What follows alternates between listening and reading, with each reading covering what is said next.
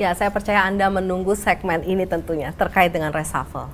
Bapak, Rabu Pon itu biasanya Bapak mulai melakukan perombakan. Apakah besok momentum yang memang menjadi pertanyaan banyak pihak, Pak? Reshuffle kah? Saya nggak tahu ya kenapa setiap bertemu dengan banyak wartawan, pertanyaannya selalu kapan reshuffle Pak, siapa yang di reshuffle Pak.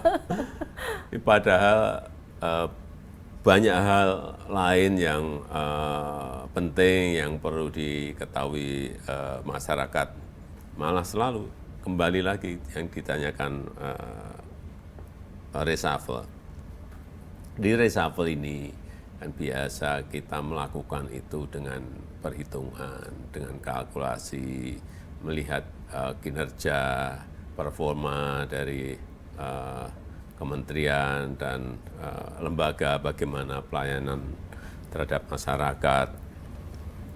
Juga ada sisi politiknya, dikit-dikit biasanya, bumbu-bumbunya di situ.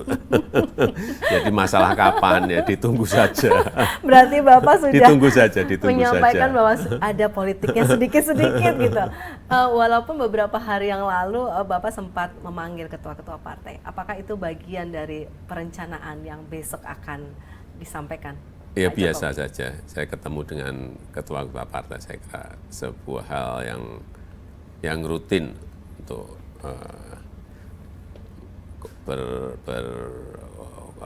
berkomunikasi dalam banyak hal.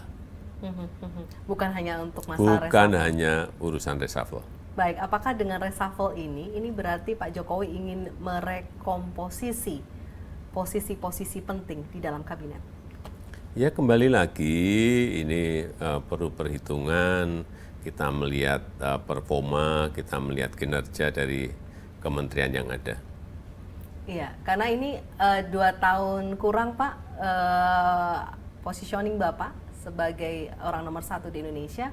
Apakah nantinya pada saat reshuffle Bapak lebih memikirkan untuk memilih orang-orang profesional dibandingkan orang-orang partai? Apakah itu masuk pertimbangan Pak Jokowi? Dua-duanya bisa, orang partai yang baik-baik juga banyak, yang profesional, yang bagus-bagus juga banyak. Kenapa sih selalu itu ditanyakan? Baik, saya beralih ke pertanyaan lain kalau begitu. Untuk masalah reshuffle tapi muncul nama Bu Sri Mulyani yang akan menjadi gubernur Bank Indonesia. Apakah benar?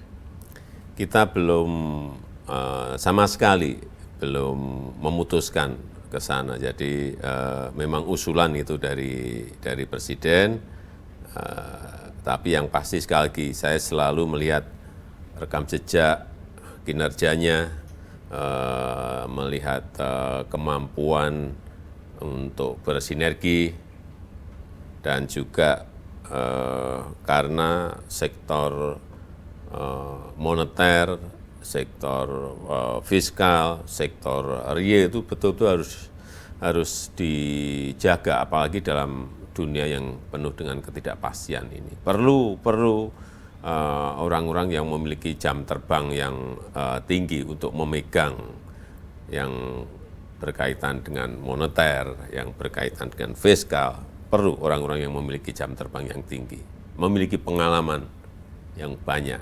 Apakah ini bisa kita simpulkan bahwa ini jawaban Bapak benar, Sri Mulyani? Belum kita putuskan, belum kita usulkan. Baik, kalau begitu kita akan beranjak ke yang lain lagi. Kalau memang Bu Sri Mulyani bukan menjadi calon gubernur Bank Indonesia nantinya, Pak Peri kalau tidak salah, Warjio bulan April Pak, kalau tidak salah sudah selesai. Berarti perkiraannya kalau bukan Bu Sri Mulyani pastinya sudah ada nama lain. Sekali lagi saya belum memutuskan. Yang pasti yang menjadi gubernur BI adalah putra-putri terbaik bangsa ini. Baik, selain reshuffle, ada yang menarik dalam beberapa minggu ini. Mas Kaisang, Pak. Mas Kaisang berminat untuk ikut politik atau berpolitik, mungkin mengikuti jejak Mas Gibran dan Bapak. Bapak merestui? Saya selalu memberikan kebebasan kepada anak-anak untuk menentukan pilihan karir hidup mereka. Karena mereka sudah berkeluarga, ada yang di Medan, ada yang di Jakarta, ada yang di Solo, sudah berkeluarga, masa masih anu ke orang tua enggak lah. Mereka bisa, saya tahu mereka sudah bisa berhitung, mereka sudah bisa berkalkulasi, mereka bisa memutuskan. Artinya mereka betul-betul saya ingin mereka mandiri dan bertanggung jawab terhadap keputusannya. Tetapi banyak partai loh Pak, ingin mengajak Mas Kaisang untuk bergabung. Tidak hanya satu. Ya, nanti dia yang memutuskan. Oh, saya juga nggak yakin dia serius nggak ngomong seperti itu. Bahkan ada salah satu partai Pak, izin saya tidak akan sampaikan di sini nama partainya, tetapi ada salah satu partai yang sangat insist, bahkan menyatakan bahwa ya di satu keluarga tuh harus partainya harus sama begitu, tidak boleh partai yang berbeda. Dalam pandangan Bapak, pada saat putra atau putri ingin ikut terlibat dalam politik, apakah ada ketentuan-ketentuan tersendiri di dalam keluarga gitu? Sekali lagi saya selalu memberikan kebebasan kepada anak-anak untuk memutuskan. Karena itu menyangkut karir masa depan mereka. Baik. Saya nggak ingin ikut terlalu dalam, sekali lagi karena mereka sudah berkeluarga. Baik, Pak Jokowi. Kita akan berlanjut ke pertanyaan berikutnya. Ini pertanyaan yang agak sensitif, tetapi kita letakkan di akhir segmen supaya lebih rileks gitu menjawabnya. Bapak, PKS baru saja mengusung salah satu nama capres. Dari kacamata Pak Jokowi sendiri, seperti apa? Ya, itu urusannya partai. Tidak ada urusan istana ya Pak ya, terkait urusan dengan koalisi partai, dan lain sebagainya. Iya. Urusan koalisi itu urusan partai atau gabungan partai. Jadi jangan dihubung-hubungkan koalisi ini koalisi istana, koalisi berbau. Nggak ada yang namanya koalisi itu parpol dengan istana, nggak ada. Dan jangan juga tanya urusan koalisi itu ke presiden, karena saya bukan ketua umum partai. Jangan selalu lah, dikit-dikit dibawa istana, dikit-dikit dibawa istana. Enggak. Itu urusan partai atau gabungan partai.